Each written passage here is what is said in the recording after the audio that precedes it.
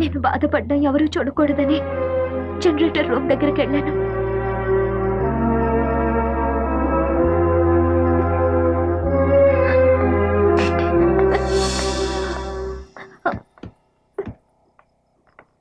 ఆ తర్వాత రాజీ రవి అక్కడికి వచ్చారు.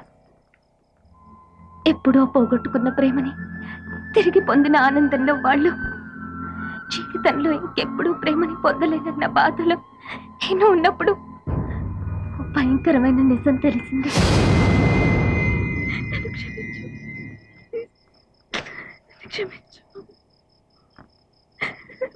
క్షమించాల్సింది నేను కాదు రాజీ, మీరే నన్ను క్షమించాలి.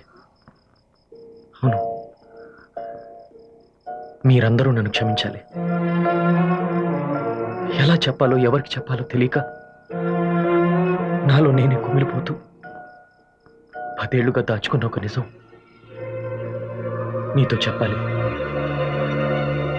చెప్తాను. బ్యాలెట్ బాక్స్లోంచి నీ లెటర్ తీయడానికి ప్రిన్సిపల్ రూమ్కి వెళ్ళిన రాత్రి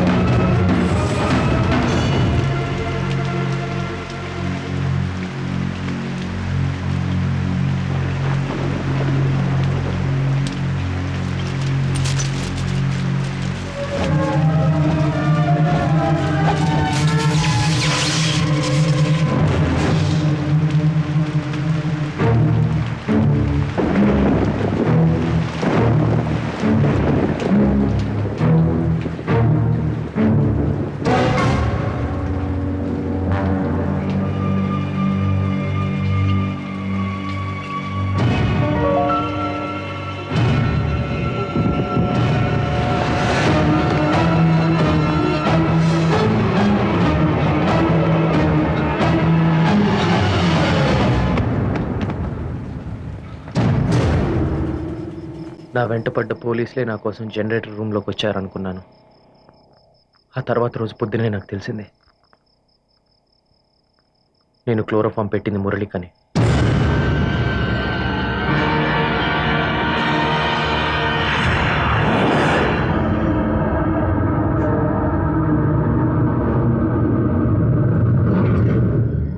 నేను చేసిన పని వల్లే వాడు స్పృహ కోల్పోయాడు.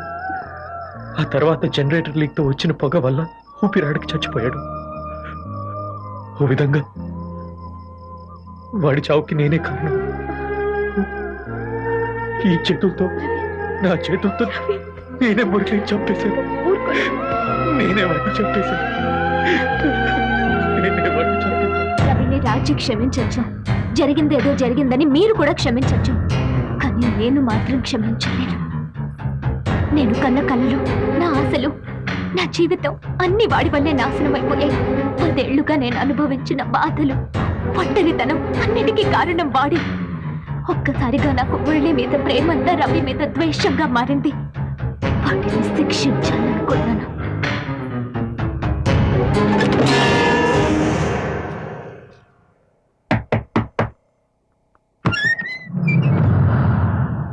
రజియా, నువ్వా? ఏంటిలా వచ్చావు?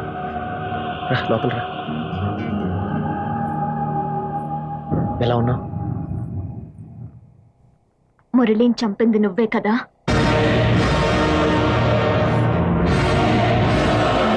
చెప్పు, మురళిని నువ్వే చంపావు కదా? రజియా, అది పోలీసులు అనుకుని పొరపాటున. వాడు నా బెస్ట్ ఫ్రెండ్ రజియా. నీకు బెస్ట్ ఫ్రెండ్? నాకేంటో తెలుసా? వాడు నా ప్రాణం. నువ్వు చంపింది మురళిని కాదు, నన్ను. అంటే నువ్వు మురళి 2 జీవితాలని 2 క్షణాల్లో నాశనం చేసావు కదరా. నువ్వు బతకూడదు. నేనెక్కడ బతుకున్నాను రజియా? వాడితోనే చచ్చిపోయాను. ఇన్నేళ్లుగా ఏ రోజు ప్రశాంతంగా నిద్రపోలేదు, మనస్ఫూర్తిగా నవ్వలేదు. కానీ నా వల్ల తప్పు జరిగింది. దానికి నేనేం చేయాలో చెప్పు. నువ్వేం చెప్తే అది చేస్తా. ఇచ్చే, నా మురళిని నాకిచ్చే. చచ్చిపోయిన మా అబ్బాజాన్ని నాకిచ్చే. ఇవ్వలేవు కదా? నువ్వేం ఇవ్వలేవు, మురళినివ్వలేవు, మా అబ్బాజాన్ని ఇవ్వలేవు, నాశనం అయిపోయిన నా జీవితాన్ని తిరిగి ఇవ్వలేవు. అందుకే నీ ప్రాణాలు ఇచ్చేయి.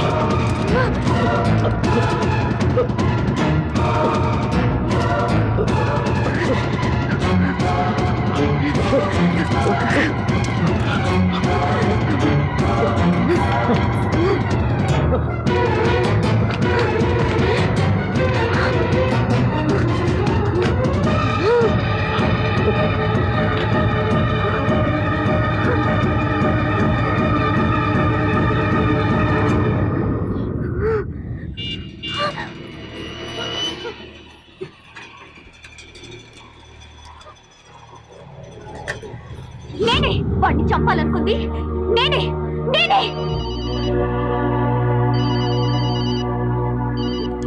హలో సార్, రవికి స్పృహ వచ్చింది సార్. వచ్చేస్తున్నాను.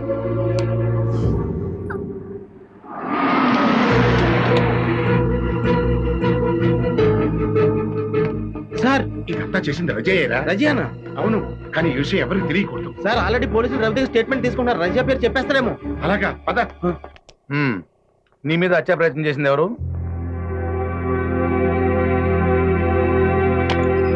ప్లీజ్.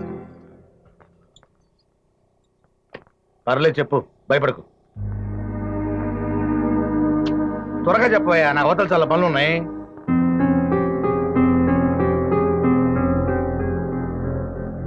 నేను ఆత్మహత్య చేసుకోవాలనుకున్నాను సార్. ఎందుకు?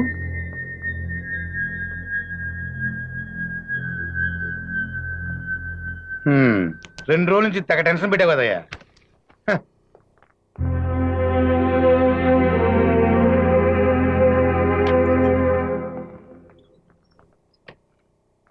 సూసైడ్ అటెంప్ట్ అంట. మేము చెప్తే వినరు. ఎన్ని కేసులు చూసుంటాం. థ్యాంక్స్ అండి. Thank you sir.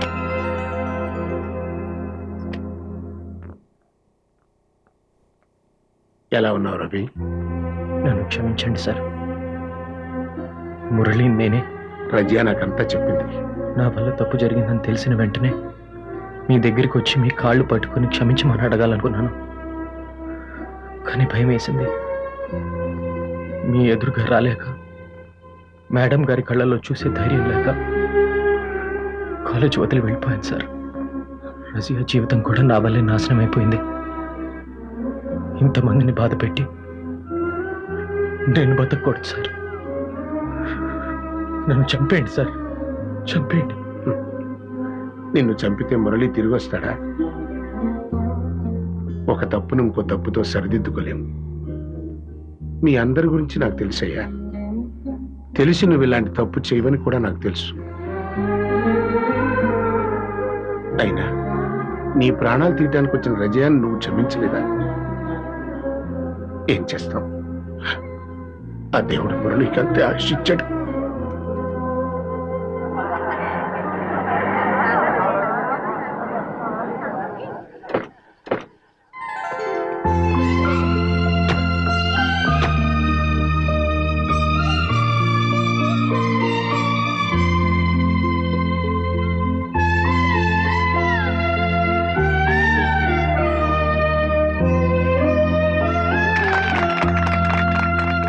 మా ఇంటి కోడలుగా రావాల్సిందే, కూతురుగా వచ్చింది.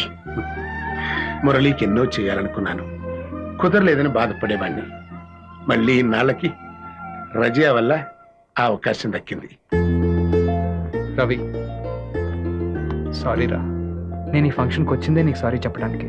చచ్చా, ఇట్స్ ఓకే రా, ఇట్స్ ఓకే.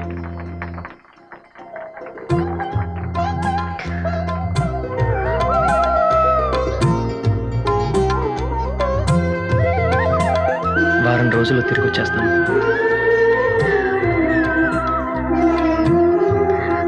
ఇంకెప్పుడు నేను వదిలేలను.